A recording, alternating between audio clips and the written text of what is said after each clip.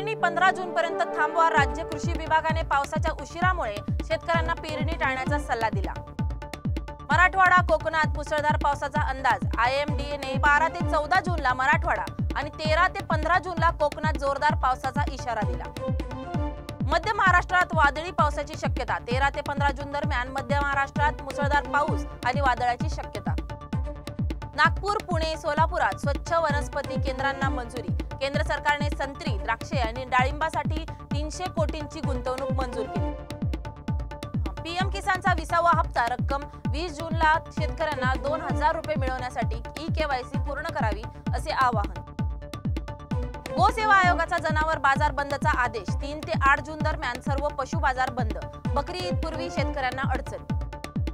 काँग्रेसचा पशु बाजार बंदीवर आक्षेप। खासदार वर्षा गायकवाड यांनी देवनार कत्तलखान्याच्या अपुऱ्या सुविधांवर टीका केली। खरीप पेरणीला पावसाच्या उशिराचा फटका। अपुऱ्या पावसामुळे शेतकऱ्यांना स्थिर पावसाची वाट पाहण्याचा सल्ला।